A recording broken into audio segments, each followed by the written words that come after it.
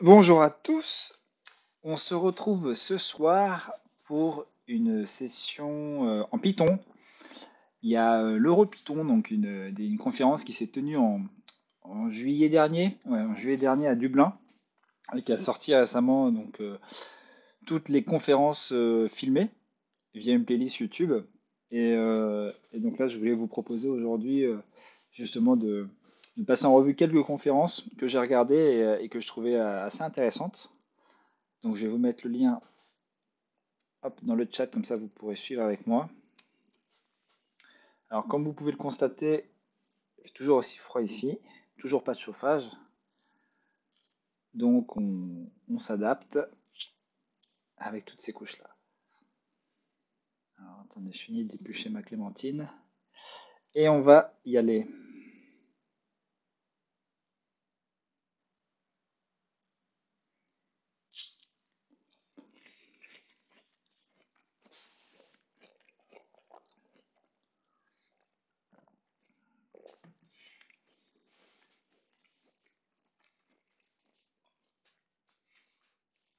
Alors la première conférence que, que j'ai vue, c'était celle-là. Hop.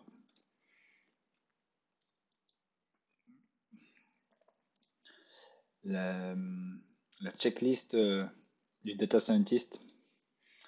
Euh, bon, c'était intéressant. Donc cette personne présente un petit peu les b.a.-ba de ce qu'il faut faire, enfin de la checklist.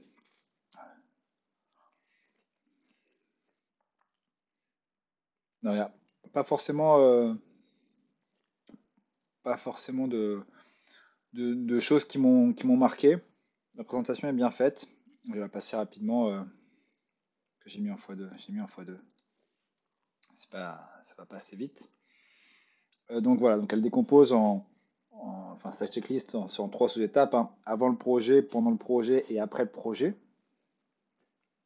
Et la première étape, chose sur laquelle j'insiste aussi beaucoup, c'est de bien comprendre le problème et de bien définir la métrique associée à la performance du modèle qu'on va créer. Donc c'est souvent une étape qu'on néglige parce qu'on va vite se lancer dans les données, dans le code, mais finalement cette partie-là, elle est vraiment primordiale de bien discuter de tout ça.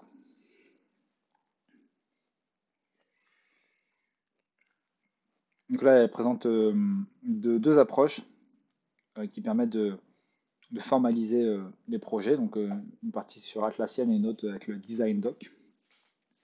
Donc c'est une manière générique, hein, sur différents projets, ça peut être utilisé.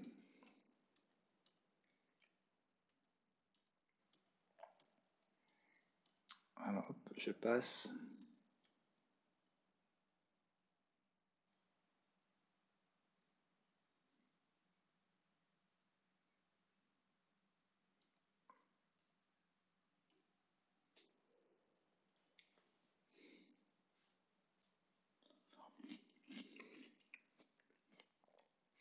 Voilà, donc ensuite, quand les objectifs sont bien définis, le but c'est de faire la feuille de route, d'identifier les livrables, la timeline, d'écrire les données, et l'architecture qu'on va mettre en place.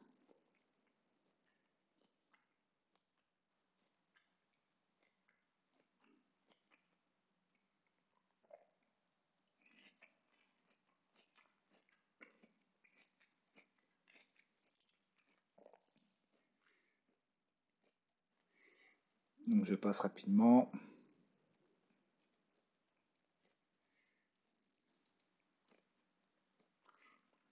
Les présentations de cette conférence étaient relativement courtes. En général, c'était 20-25 minutes, ce qui est plutôt intéressant comme ça. Les gens allaient droit au but. Alors, je ne me rappelle plus qu'il y avait autant de blabla sur ces slides-là.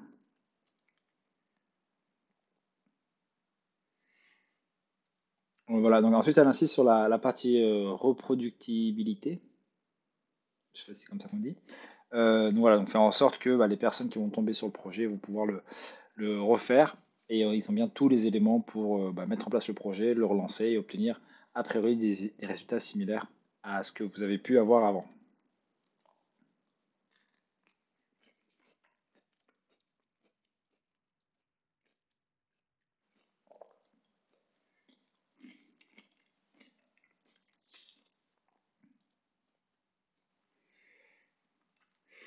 Et donc ensuite, donc elle insiste sur le fait de bien refactorialiser son code, les fonctions, et mettre en place tout ce qui est pipeline et autres, pour ne pas faire les choses manuelles dans des notebooks ou autres qui ne pourront pas être reproduites après. Mettre en place des choses autour de la validation, donc des choses qui vont vérifier les, les types des données, etc. Donc il y a plusieurs bibliothèques, hein. Je crois que c'est pas identique qu'on abordera après dans une vidéo. Évidemment, faire de la version de contrôle, hein, du versionning. Euh, Aujourd'hui, ça paraît évident. De garder bien l'environnement que vous avez, hein, donc que ce soit Python, Virtual Env, Docker, Conda, etc. Et d'avoir, encore une fois, hein, c'est une nouvelle personnage dans le projet, vous devez faire en sorte qu'il puisse être opérationnel le plus rapidement possible. Faire des tests unitaires. Là encore, il y a plusieurs frameworks qui existent, hein, Hypothesis, Unitest ou PyTest. Et, et mettre en place un signe number, donc ça c'est pour toutes les parties qui vont générer du pseudo aléatoire. Et bien sûr, écrire de la documentation. Donc, ah, ah oui, non. Donc voilà, donc différentes approches, hein, pour écrire de la documentation, que ce soit des API, que ce soit des docstrings ou autres. Voilà, soyez rigoureux là-dessus. Et ne pas hésiter à aller chercher des nouveaux outils. Alors, bon, j'ai beaucoup entendu parler de FastAPI. Récemment, j'ai pas eu le temps de le tester. Je serais curieux de le tester à court terme. Et puis ensuite, donc MLflow aussi que j'avais mis en place chez un client, qui permet de bien suivre différentes expériences qu'on met en place avec les performances, etc. DVC pour faire du versioning de data. Euh, Pareil, je n'avais pas eu l'occasion de le mettre en place. J'avais regardé ce que c'était, ça a l'air intéressant. Streamlit, jamais utilisé, mais ça c'est pour permettre rapidement de pouvoir jouer avec le modèle avec une interface graphique. Dash, il me semble que c'est pour faire des dashboards euh, avec Plotly. Et Cookie Cutter. Cookie Cutter, j'ai un doute. Qu'est-ce que c'est Cookie Cutter?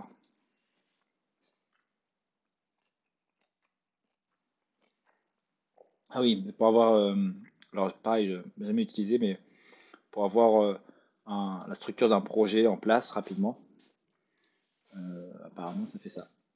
Je ne sais pas si vous l'avez déjà utilisé. Et puis ensuite, donc, un point qu'elle aborde, c'est sur la présentation des résultats.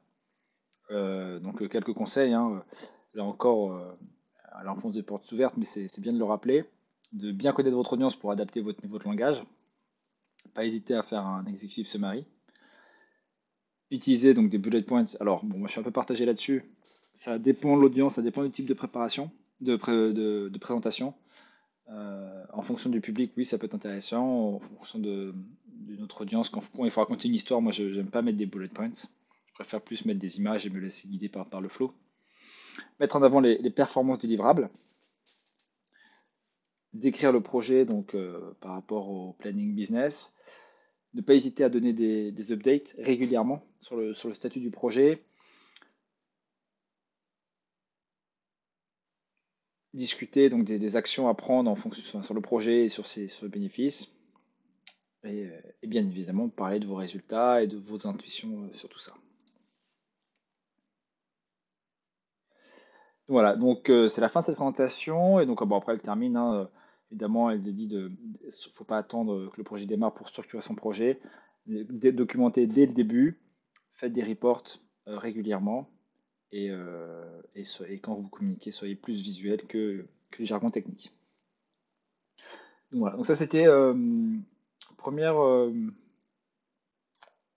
première conférence. Donc, bon, qu'on regarde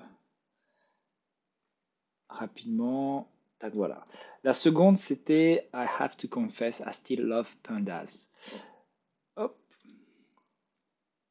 Donc, sur cette présentation, donc cette speaker, on va le mettre comme ça. Cette speaker, donc elle va expliquer pourquoi elle utilise toujours Pandas et elle va nous donner quelques petites astuces. Donc, ouais, j'aime bien regarder des vidéos de ce genre-là, d'une bibliothèque qu'on utilise régulièrement. Ça me permet un peu d'avoir des piqûres de mise à jour et c'est aussi super intéressant de voir comment d'autres professionnels utilisent des outils et voir s'ils ont des réflexes ou des types qui sont bons à utiliser. Alors, on va passer par rapport au début. Voilà, donc, là, elle explique simplement que ça peut être assez déroutant pour Panda puisque c'est une bibliothèque extrêmement riche. Il y a plein de manières de faire ce qu'on veut. Donc ça peut être assez déconcertant. Puis personnellement, je trouve que la doc elle est très riche, mais pas forcément accessible. Voilà. Donc le premier point qu'elle aborde, c'était sur le fait donc comment gérer des gros datasets avec Pandas. Et quelque chose qu'on peut faire, c'est quand on va charger le CSV, de forcer le D-type pour dès le chargement des données, faire en sorte que les données prennent beaucoup moins de place en mémoire.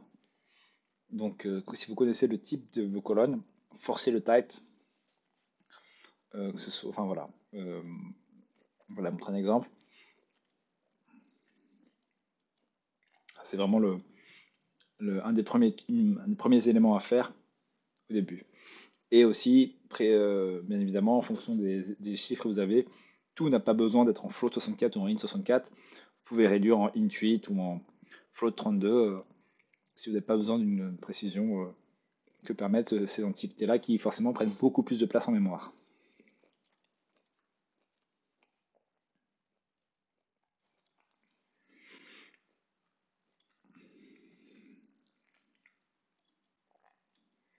Alors là, sa slide est vide. Ouais. Donc ensuite, elle dit qu'effectivement, on peut décomposer en chunks, c'est-à-dire lire le CSV pas d'un coup, mais en fonction d'un certain nombre de lignes. Donc ça peut être aussi faisable et sans aucun souci. Donc, bon, du coup, c'est moins pour la partie Analyse Explorator, mais puisqu'on est sur la partie production, peut être bien de faire ça. Et du coup, de pouvoir rester avec Pandas, qui a priori a été l'outil que vous avez utilisé en début de projet.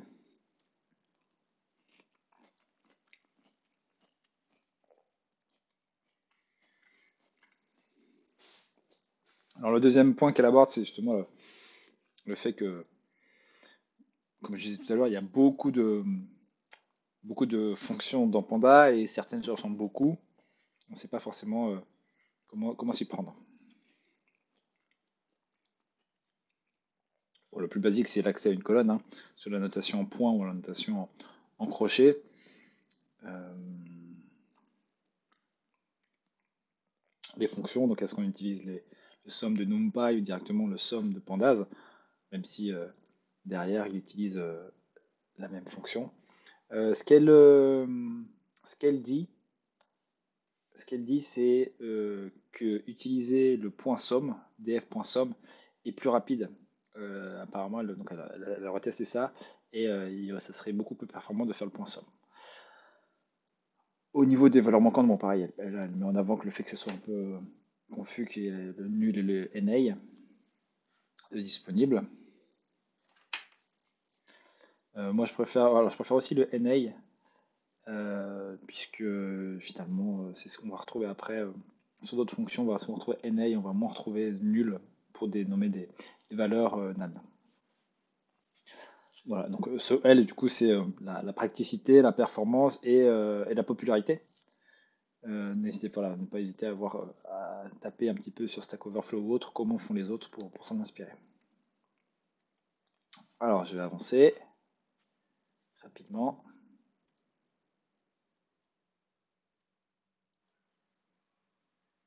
Voilà. Ensuite, il disait que effectivement, elle, à chaque fois qu'elle faisait donc des agrégations avec du group by ou des tables croisées dynamiques, des tableaux croisés dynamiques, donc le pivot table, en permanence, ça faisait un reset index. Et effectivement, après coup, c'est vrai que moi je le faisais naturellement, mais puisque quand vous allez faire des agrégations, vous allez avoir du coup un index, un multi-index. Et donc, le réflexe, c'est après une agrégation, faites un reset index pour redéfinir votre index dans la foulée. Euh, Il n'y a pas de souci. Une autre approche, alors j'ai jamais utilisé parce que j'ai jamais trouvé ça très intuitif, mais on peut utiliser du SQL, enfin la syntaxe SQL directement dans Pandas hein, avec le point query, et ça fonctionne très bien.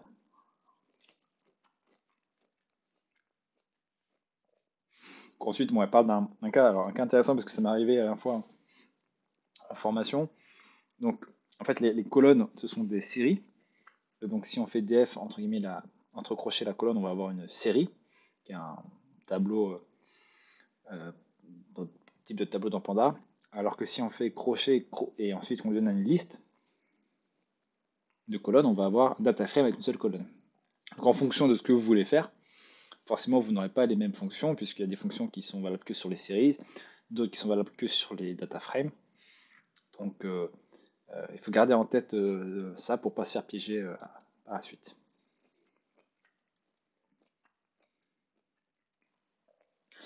Euh, donc là, elle donne des ressources. D'ailleurs, je me rends compte que je ne me suis pas abonné. Je crois qu'à Don't Use This Code. Donc, je vais le faire de suite.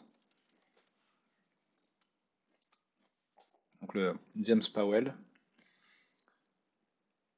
qui donne qui publie rapidement, enfin, régulièrement des choses sur Panda. Voilà, donc c'était pareil. Je crois que c'était tout. Elle n'aborde pas d'autres points. Donc, assez rapide, mais assez intéressant voilà, de voir comment elle fait ça dans son job.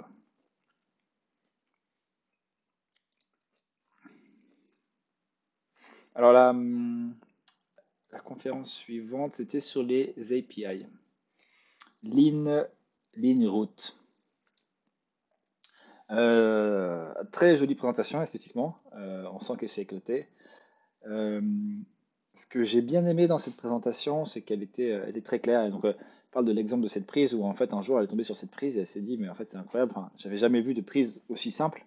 Toujours galère d'attraper les prises et en fait cette prise-là, intuitivement, on comprend comment on doit la saisir pour faciliter son retrait ou sa mise en place. Elle part de ce livre-là et donc toute la première partie de son talk enfin, présente ce livre-là, donc The Design of Everyday Things. Un livre que j'avais lu il y a quelques années, super intéressant sur, enfin les BABA, ça peut paraître évident, mais des concepts très basiques sur comment les choses sont designées. Et il y a pas mal d'exemples, notamment voilà, donc, voilà, du coup c'est une des premières phrases qu'on voit dans le livre, c'est le design, c'est la manière dont les choses travaillent, comment elles sont contrôlées et comment elles vont interagir. Et il y a deux choses importantes, c'est la découvrabilité et la compréhension. Et donc un des premiers exemples qu'il explique hein, dans son livre, c'est notamment les plaques de cuisson. Savoir rapidement comment une plaque de cuisson fonctionne, savoir quel bouton fonctionne, active quelle plaque. Et ça, c'est pas forcément. Enfin, du coup, il faut. Enfin voilà, donc il y a tout un système. Une fois qu'on est habitué à la plaque, effectivement, c'est rapide. Mais quand on ne sait pas, il y a tout un système qui est fait pour que ça soit mis en place. Et donc c'est intéressant parce qu'il présente le système tel qu'on le connaît aujourd'hui, hein, avec les petits points, etc. Et en fait, il existe des choses qui sont bien plus simples à mettre en place. Donc voilà, donc c'est la découvrabilité. Je ne sais pas exactement comment on dit.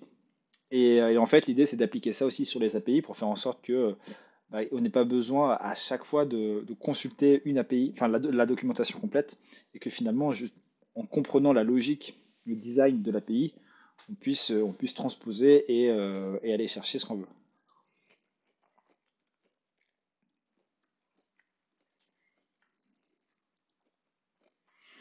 Là, elle prend l'exemple de FFmpeg, hein, une bibliothèque de traitement vidéo, une bibliothèque extrêmement puissante, que j'utilise d'ailleurs, mais dont la documentation est horrible. En fait, il y a tellement d'options, il y a tellement de choses, de raccourcis. Et du coup, ça m'a fait sourire parce que ce qu'elle dit, elle, c'est qu'elle finit toujours par aller sur Stack Overflow en tapant ce qu'elle veut faire, parce que la documentation et l'API de cette bibliothèque n'est pas du tout gérable. Et je me suis rendu compte que je faisais exactement la même chose. Donc ensuite, elle parle, enfin, elle commence avec un exemple où elle va faire un client, enfin une bibliothèque de publication souscription. Donc voilà, donc, en fait, elle parle de cet exemple de base avec un message qui contient donc un ID, des données et une heure de publication. Et ensuite un client de PubSub, donc pour publier et souscrire, avec différentes méthodes. Donc en soi, cette implémentation, elle se tient et elle va montrer que bah, cette implémentation, même si elle fonctionne, elle n'est pas forcément très adéquate pour plein de raisons. Et donc elle va démontrer d'une autre manière, plus claire, avec les différents principes qu'elle a présentés au début. Alors, on va pas forcément rentrer dans les détails, mais le premier point, c'est faire en sorte que ce soit intuitif. Donc, donc intuitif, c'est du coup utiliser le vocabulaire du métier en question. Donc là, voilà, il y avait add message, get message, etc.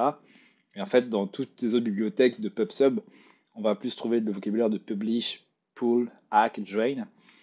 Donc du coup, c'est se rapprocher de ce vocabulaire-là pour qu'une personne qui arrive sur sa bibliothèque puisse faire les correspondances par rapport à d'autres outils qu'elle peut connaître. Faire attention aux maladresses dans le nom. Donc là, il y avait Create Topic et Create Subscription et Close Client. Et donc finalement, ce qu'elle décide de faire à ce moment-là, c'est pour éviter ça, le mieux c'est de créer deux classes différentes. Un client pour publier, un client pour souscrire, qui vont être beaucoup plus maintenables.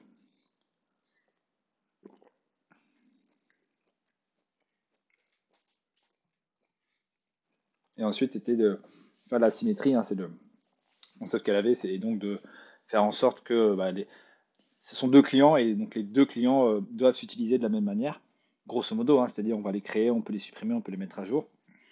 Donc ils ont la même chose. La deuxième grande partie qu'elle aborde, c'est la flexibilité. Donc là, voilà, donc il y a des fonctions avec un message, un timeout, un nombre de retries.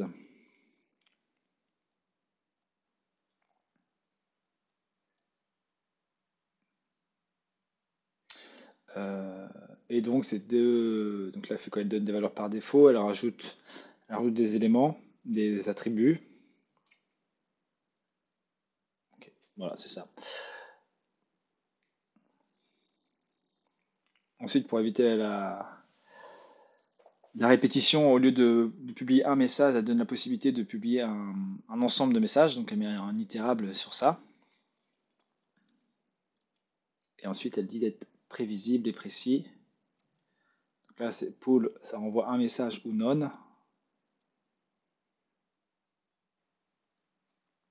Donc ce qu'elle préfère, c'est de dire je renvoie soit un message, soit je lève une exception.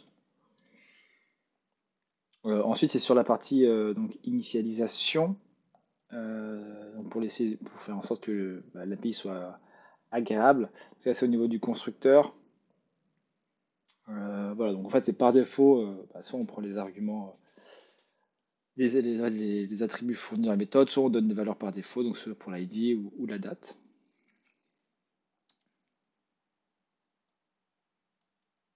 Et ensuite, donc, elle présente le module data class qui permet de faire ça de manière beaucoup plus poussée. Alors, une bibliothèque que je ne connaissais pas, mais du coup, data class va permettre de définir un peu, enfin, du coup, les attributs, les valeurs par défaut, et donc de gérer automatiquement ça et éviter de s'embourber dans des if ou des else au niveau du constructeur. Troisième élément, c'est la simplicité. Donc, elle recommande donc d'utiliser des fonctions qui sont composables. Donc là, on a notre client, full hack. Qu'est-ce qu'elle va faire? Ouais, donc au lieu du coup d'avoir le message de l'ID, c'est directement de lui fournir le message, voire même en fait une liste de messages, ce qui va nous permettre d'avoir derrière beaucoup plus d'attributs. Enfin, on va avoir l'ID et d'autres éléments directement dans le passage. Ensuite, c'est d'utiliser donc les puissances du langage. Donc là c'est Python.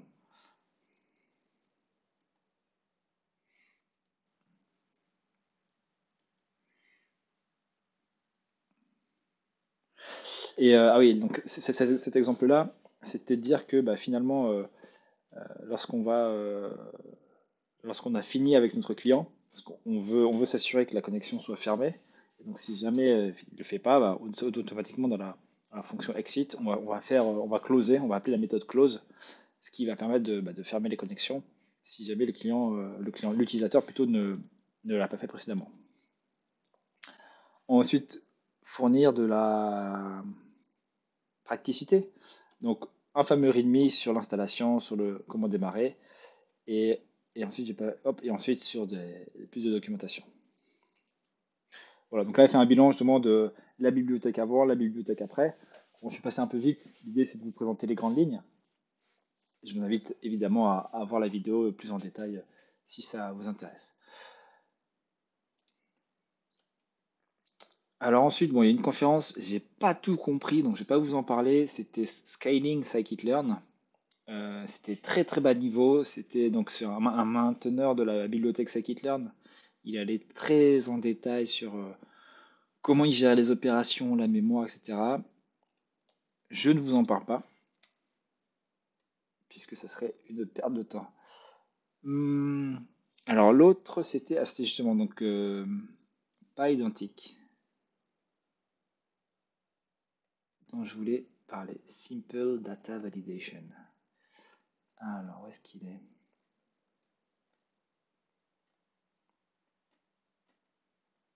Ah, raté. Alors, c'est pas celui-là. Voilà. Donc, c'est un développeur de PyDantic, donc une bibliothèque qu'on avait abordée tout à l'heure. Et donc, il va nous présenter, Teddy nous présente un peu cette bibliothèque qui permet du coup de faire de la validation de données. Donc, il part du constat que dans Python, les variables sont typées dynamiquement, donc ça pose des problèmes du coup à l'exécution. Et donc là, donc, il y a deux exemples. Une première exécution, ça se passe bien. Deuxième exécution, ça se passe mal. Et donc, par la suite, en utilisant PyIdentic, bah, l'idée c'est qu'en fait, c'est qu'à la première exécution, PyIdentic va soulever déjà l'erreur parce qu'avant de l'avoir exécuté, il va analyser et se dire qu'il y a un souci. Donc ça va faire du checking au runtime. Donc ça va forcer les types au niveau du runtime. Ça va permettre d'être plus rigoureux dans la représentation des données en Python. Et on va pouvoir mettre des, des structures un peu plus complexes avec des validations, bah, par exemple sur des dates, si on veut que les âges soient supérieurs à 18, ou enfin 18 ans ou inférieurs à un certain nombre, on va pouvoir faire tout ça. Donc ce qu'il explique, hein, c'est qu'il faut faire de l'héritage en partant du base model de PyIdentic.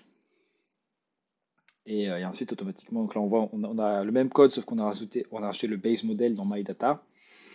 Et on a une erreur, donc à la première exécution, euh, on a une erreur.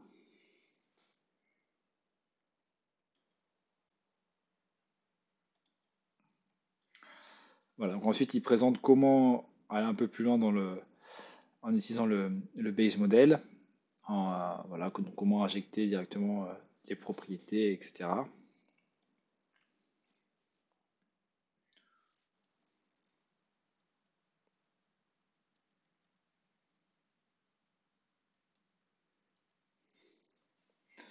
Voilà, faire du casting.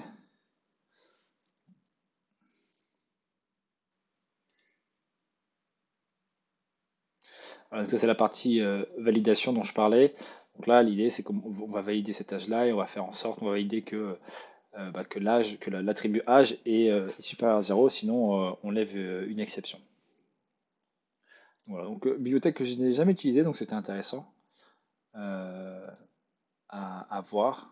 Bon, je passe rapidement. Il y a d'autres sujets à voir.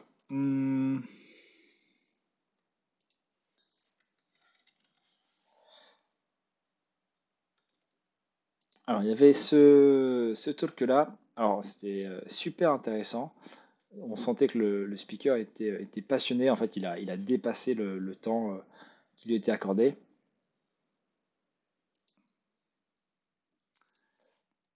Donc, il parle justement des bonnes pratiques et surtout les choses à éviter quand on est en Python pour éviter des exploitations de sécurité. Et en fait, le premier constat, c'est Python a un gros intérêt ces derniers temps, enfin ces dernières années, parce que très facile à prendre en main, donc beaucoup de gens s'y mettent. Et donc, il montre qu'il faut pas forcément faire n'importe quoi, donc il sensibilise par rapport à tout ça. La première fonction, c'est la fonction eval. Donc ça, c'est peut-être la chose la plus connue. Donc, on lui donne eval et ensuite une instruction en Python et ça va renvoyer le résultat. Donc, ce qui va le présenter après, c'est les différentes erreurs, c'est-à-dire que voilà, si quelqu'un fait un RMRF en appelant le module OS, ça va supprimer tout ça. Que du coup, on pourrait se dire que oui, mais si OS n'est pas défini, ça ne marchera pas, etc. Et en fait, il va montrer que si, il y a moyen de contourner ça avec d'autres méthodes. Donc à chaque fois, il creuse un peu le sujet. Et donc sur ce premier exemple, il va assez loin. Donc là, en fait, c'est bon. L'idée, son objectif, c'est d'exécuter la commande RMRF. Et donc pour ça, il faut qu'il ait accès au module OS. Et sauf que voilà, donc il y a plein. Enfin, c'est assez intéressant. Et donc il finit après. Enfin, grosso modo, il dit que il y a plus ou moins. Enfin, par défaut, on peut accéder. Donc faites attention.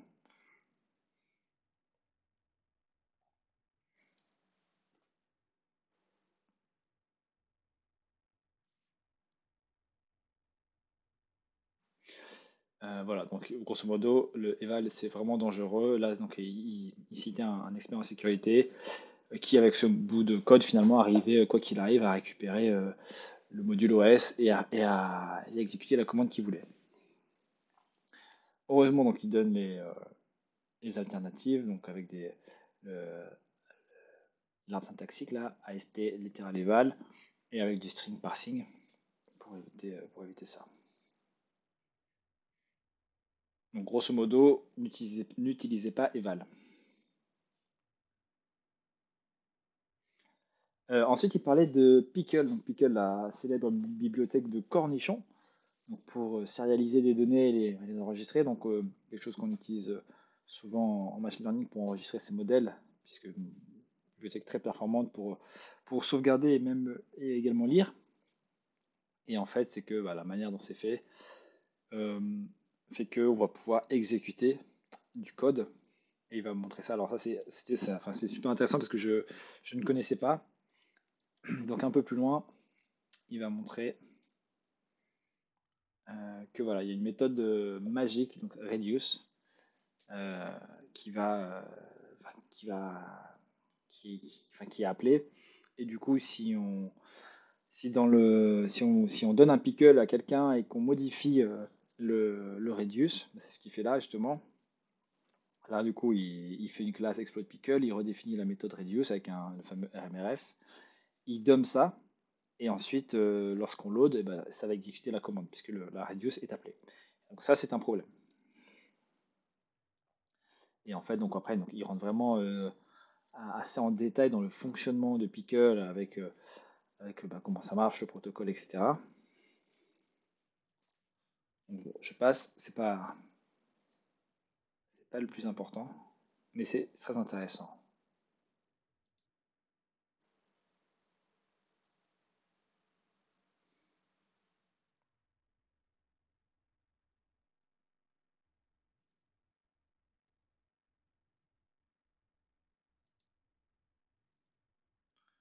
Voilà, donc là, il est toujours dessus.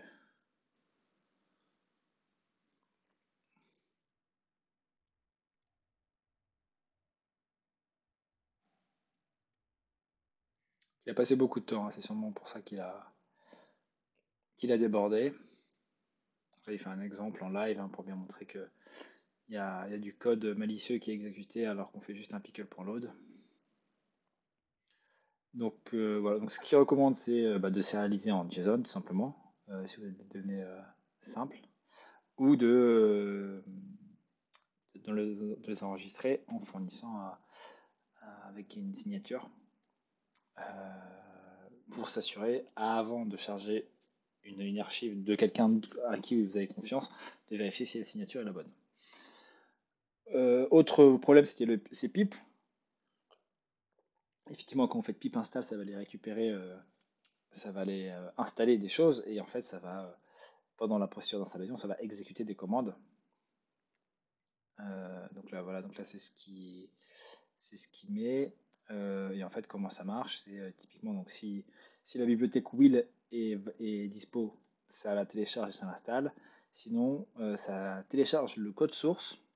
Et si c'est possible de builder, on build et on l'installe. Sinon, ça exécute, ça installe avec setup.py. Donc là, forcément, vous voyez qu'il y a plein d'endroits où on va pouvoir, un attaquant va pouvoir s'introduire.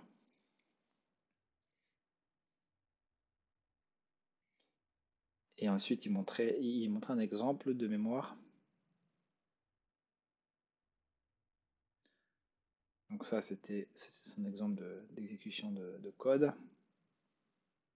Voilà, donc là, il fait un pip install son paquet. Et on voit que bah, son paquet, il fait la même chose que tout à l'heure. Il se connecte sur un serveur et il fait des choses. Et voilà, donc ça, c'était aussi donc, c'est un vrai risque, hein. Il y a donc, le typo squatting. Donc, quelqu'un qui a mis euh, dans le, dans le sur pip, donc une bibliothèque pas request, mais avec request avec une faute de typo. Et on voit que cette bibliothèque est quand même énormément installée. Euh, D'une part, donc du coup en fait on ne sait pas qui a fait ça et en tout cas c'est pas les vrais mainteneurs de request. Et ensuite on voit qu'il y en a qui remettent des paquets de bibliothèques qui sont nativement dans Python, ce qui fait que quand vous les téléchargez, enfin quand vous les installez en fait vous n'avez pas l'implémentation qui est par défaut dans votre Python, vous téléchargez une bibliothèque de personnes malicieuses, par exemple OS ou JSON.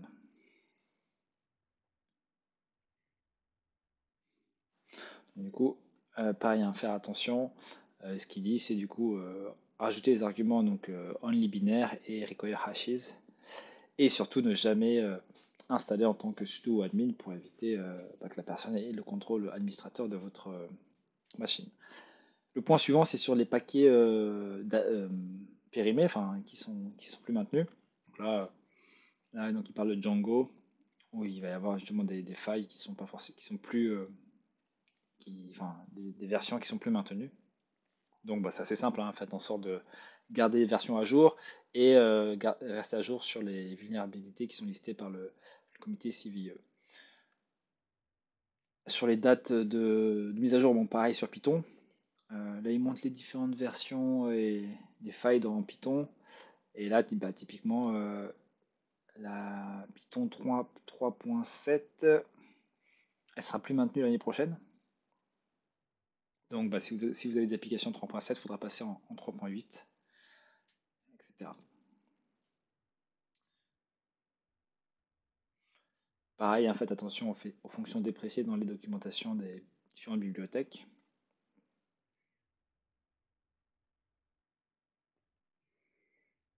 Et bon, ça, ensuite, c'est un exemple c'est un tweet qui a eu beaucoup de succès. C'était comment en 4 lignes de code on peut faire un mot de passe sécurisé en Python. Sauf que c'était un mauvais exemple, ce qui faisait que si les gens reprenaient ce code-là, bah, il était très facile de récupérer le mot de passe puisque ça générait tout le temps la même chose. C'est un mauvais exemple et donc par la suite il montre une alternative, notamment en utilisant le module secret et d'autres choses. Donc c'est un peu plus verbeux mais c'est forcément plus sécurisé.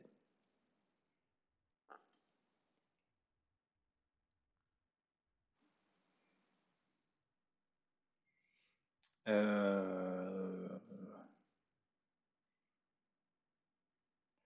donc là il parle des fichiers tar, de l'extraction des fichiers. Bon, j'ai pas fait, j'ai pas forcément prêté attention.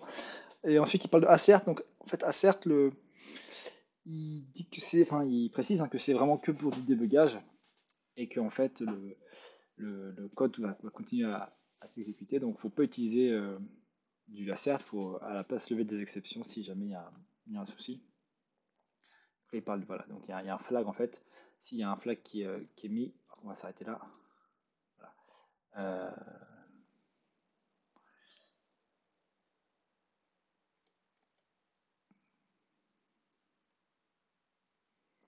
il y a un flag qui est mis et qui fait que dans un cas, le assert va avoir aucun effet, dans l'autre cas, ça va avoir un effet. Et ensuite, il parle d'outils en fait pour auditer directement le code enfin analyser hein, et avoir un feedback rapide. Donc, il parle de Bandit qui va parcourir votre code et vous dire ce qui va pas.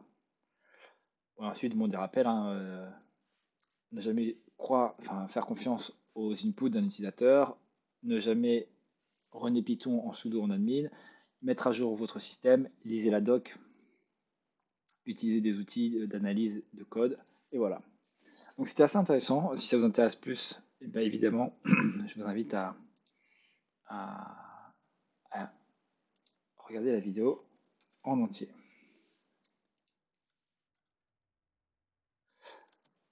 Hum,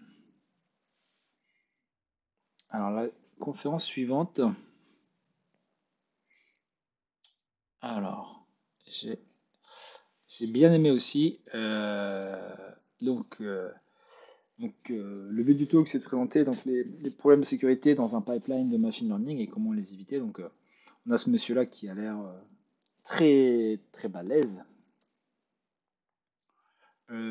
Et notamment, alors, je pense que la ressource à retenir, c'est vraiment ce repo GitHub FML Security qui va présenter, qui représenterait tous les challenges et sur quoi s'appuie son talk.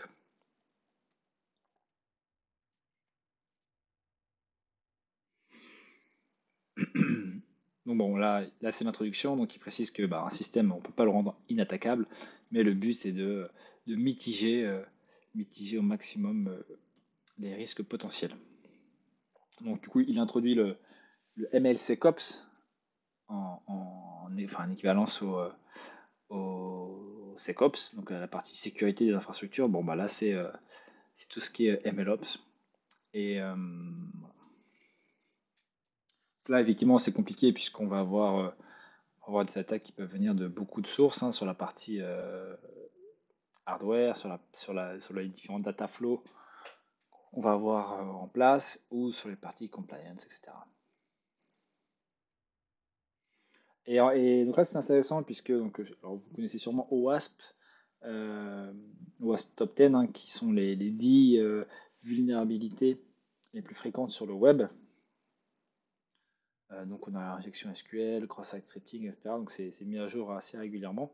Et donc là, donc ça c'est quelque chose qui se fait beaucoup dans le web. Et ce qui présente, c'est qu'on va avoir finalement un équivalent du OWASP Top 10 en machine learning. Donc ça, voilà, donc c'est un exemple de- d'un modèle de machine learning qu'on a déployé. Donc on a notre classe avec notre logique d'inférence, on a mis notre modèle dans un microservice. Donc là, il a utilisé celle d'Encore qu'il a déployé. Donc là, il initialise son projet. Je passe rapidement. Il me semble qu'il parle du problème de pickle, justement, pour les modèles. Donc, ensuite, voilà. Donc là, il parle de toutes les étapes d'un modèle d'un projet de machine learning. Et grosso modo, ce qu'il dit, c'est que les failles de sécurité peuvent venir de chacun des blocs. Il n'y a aucune exception.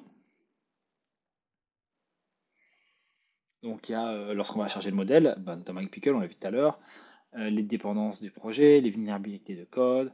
Quand on va faire tourner ça dans des images, dans des containers, on peut avoir des problèmes, etc. Pickle, c'est ce qu'on a vu juste avant. Voilà, donc la méthode reuse qui permet d'exécuter du code. Donc bon, on ne revient pas dessus, hein, on l'a vu juste avant.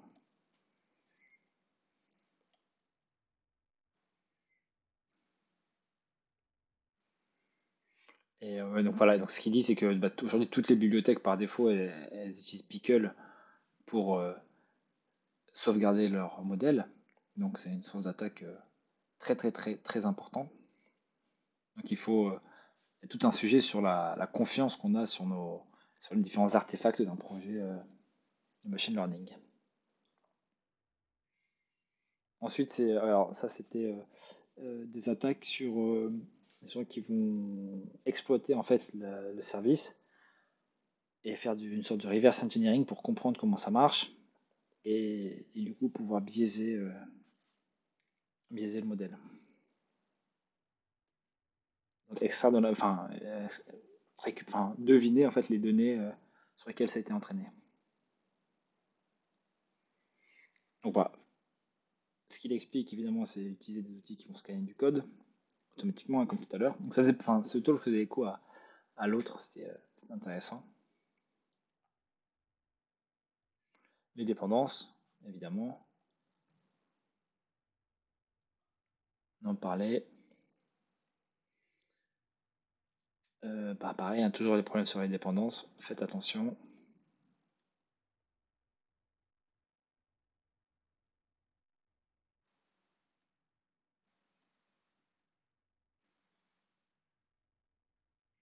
Voilà, donc là, bon, il parle des démarches qui sont mises en place, et là, donc c'est son fameux équivalent, donc du OWASP pour ce qu'il appelle OMLSP. Finalement, chaque partie du OWASP a son équivalent en machine learning. Donc pour ça, il met, enfin, il donne, il recommande,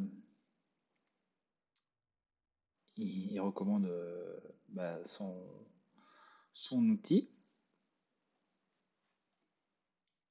Et donc là, son outil, ça va automatiquement mettre en place toute une architecture de projet avec les bonnes pratiques et tout ce qu'il faut pour démarrer sur les bons rails et éviter un maximum les erreurs.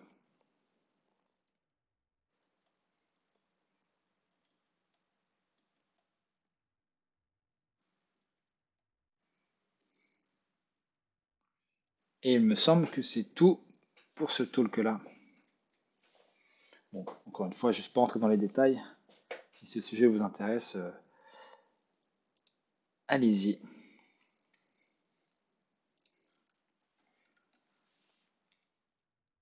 Alors, le talk suivant, ça m'a beaucoup aussi intéressé. C'est sur PyEuro. Alors, je connaissais pas du tout. Euh, donc, en fait, alors il va sûrement l'aborder. Il y a le projet Apache Euro qui est une belle, enfin, qui a quelque chose d'assez gros. Donc là, on voit il liste tout ce que c'est, hein. C'est un format d'échange de données, c'est un format dans la mémoire, un format d'échange sur le réseau, un format sur le storage. C'est une bibliothèque justement pour lire des fichiers.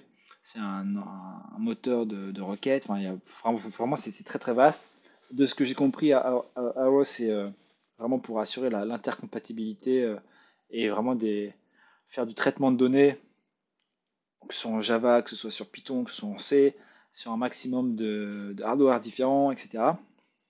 Et faire du calcul extrêmement performant, peu importe finalement votre langage, enfin peu importe votre langage, en utilisant l'implémentation d'Apache Arrow.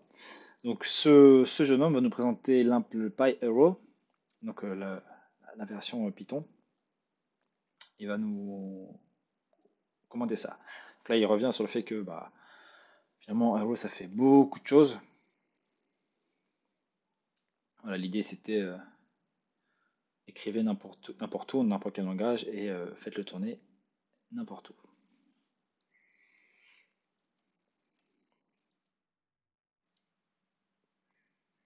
Bon, il parle du format, donc par défaut, c'est un format orienté colonne. Il va souvent faire le comparatif avec NumPy.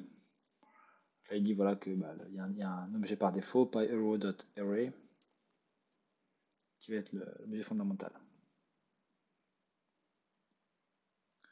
Donc là, bon, il rentre un peu plus dans la technique, comment s'organiser en mémoire, etc.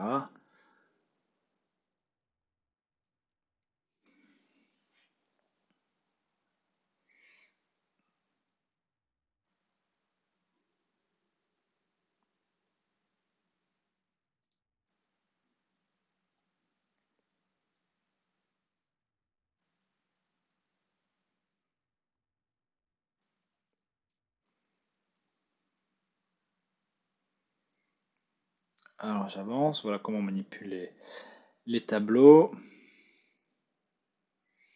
Et donc ensuite il parle du moteur moteur de calcul Acero qui va permettre de faire des transformations de manière performante. Donc là, il fait des multiplications, il fait un value count. Alors j'avance que les exemples sont un peu plus intéressants après. Il parle de l'objet table, qui est du coup similaire au data frame dans Panda.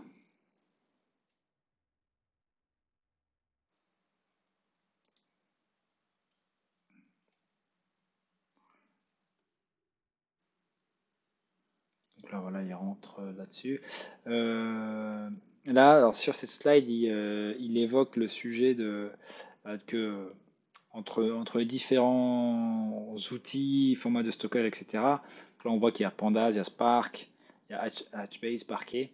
À chaque fois, il faut convertir, enfin, il faut copier la donnée, la convertir et la manipuler. Et que c'est assez compliqué. Et l'avantage de Rose, c'est que justement, ça va être beaucoup plus facile en fait de, de travailler entre ces différents systèmes différents, que ce soit Pandas ou autres, où on va avoir voilà, toute une API beaucoup plus simple pour travailler sur ça. Et ensuite, voilà, cette slide est intéressante. C'est sur les performances. Alors là, on voit pas très bien. Sur les performances où il compare NumPy et Euro. Et donc là, en fait, il y a une grosse différence. NumPy, ça prend 1,6, c'est quoi? C'est des millisecondes? 1,6 millisecondes. Là où c'est peut-être une seconde, 1,5 secondes. Là où Euro prend 5 fois moins de temps. Donc c'est assez bluffant, sachant que NumPy est déjà assez optimisé. Voilà, donc alors ça c'est un autre exemple aussi assez intéressant. Donc, premier cas, on a un data frame. Donc on charge un data frame, ça prend 82 millisecondes. Et dans l'autre cas, on charge une table avec PyEuro et on le transforme en data frame. Donc, du coup, en utilisant justement ce que je présentais tout à l'heure, donc l'intercompatibilité, et ça prend moins de temps. On est à 50 millisecondes. Là, vraiment, on était à 82. Donc, c'est-à-dire que ça passe moins de temps pour avoir un data frame à la fin, ça prend moins de temps de passer par Euro. Donc, c'est assez bluffant. Et apparemment, du coup, on peut préciser là quand on utilise dans Pandas Read CSV, on peut préciser le moteur pour gagner du temps. Donc là, ils disent que par défaut, typiquement, ça va être 13 secondes en C. Et donc là, c'est sur son jeu de données, hein. Et avec PRO, ça va prendre 2,7 secondes. Donc la différence est assez bluffante. À voir si ça, effectivement, j'utilise dans des cas futurs. Alors là, j'avance parce que je vois que le temps défile. Bon, ensuite, il parle du fait que c'est de plus en plus utilisé, que le moteur est génial, qu'on a, voilà, on a plein de formats en entrée, en sortie, que aussi il y a tout un écosystème, enfin des éléments pour envoyer des données sur le réseau directement de manière ultra performante.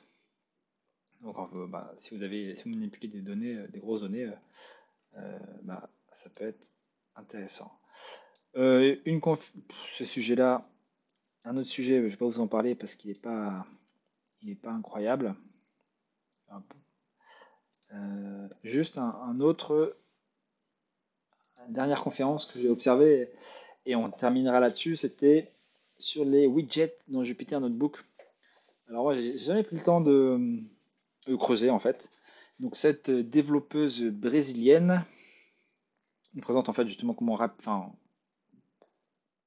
comment mettre en place des widgets et dans quel cas ça peut être intéressant. Donc voilà, donc, bon, elle dit rapidement que si vous voulez montrer un modèle et faire en sorte que l'utilisateur joue avec, le plus simple c'est d'utiliser Streamlit ou Plotly Dash. Mais par contre, si vous voulez des choses un peu plus personnalisées, et donc elle, ce qu'elle va montrer dans son talk, c'est justement c'est comment rapidement réaliser une interface pour annoter des données sans passer par du code, une application web, etc. Et donc directement dans un notebook Jupyter.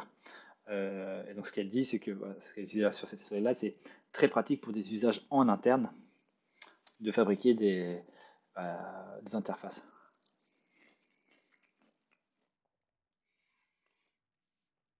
Là, bon, elle présente un petit peu la bibliothèque, les différentes classes qu'on a à notre disposition, le fait que, bah, qu'on va créer finalement on va créer des contrôles qui vont avoir des valeurs et qui vont déclencher des différents callbacks, des fonctions de callback qui vont être exécutées, etc. Là, elle va un peu plus loin. Voilà, donc là, sur cet exemple-là, en fonction du bouton sur lequel elle clique, ça va afficher, enfin, ça va appliquer en fait une sélection de données sur un data frame. Donc là, c'est sur le type de Pokémon, il me semble. Voilà, donc un exemple assez simple.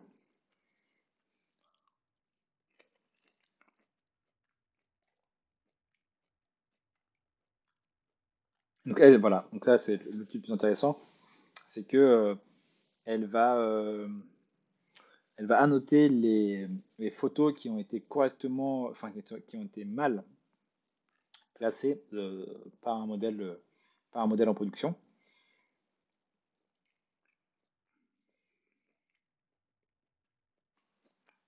Elle parle de son use case et ensuite elle va partir sur une démo. Ah oui, et la difficulté c'était, il me semble que c'était c'est pour récupérer des instances dans une image et donc en fait à chaque fois elle va récupérer la sous-image, l'isoler pour que ce soit bien visible et pas avoir l'image complète et avoir toutes les classes qui ont été obtenues ou toutes les carrés. Donc du coup, ça permet, voilà, enfin, vous comprendrez plus facilement avec la démo qui va suivre. Donc là, créer l'interface. Bon, je passe, hein. Et voilà. Et donc là, typiquement, voilà, elle choisit la classe. Et là, en fait, on va avoir enfin, des éléments. Et elle va pouvoir cliquer et ensuite sauvegarder. À chaque fois que il me semble que c'est pas bon, c'est ça. Là, c'est pour une cuillère, sèche-cheveux.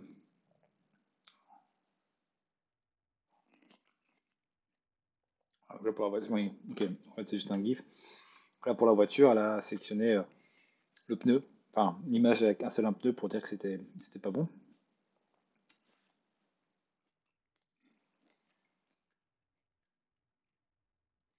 Voilà, et donc en fait, c'est un cas super intéressant puisque c'est un vrai sujet.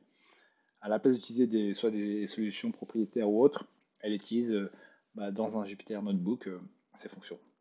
Donc, vraiment, ouais, vraiment intéressant d'avoir ce cas d'usage, un cas d'usage pratique utilisé dans d'autres sociétés.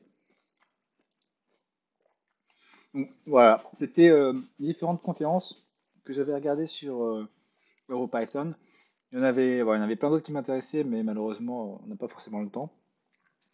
S'il y a d'autres talks hein, qui ont attiré votre attention, bah, n'hésitez pas à me les partager. On va s'arrêter là pour aujourd'hui. Je vous remercie et puis je vous dis à bientôt pour de nouvelles aventures. Ciao!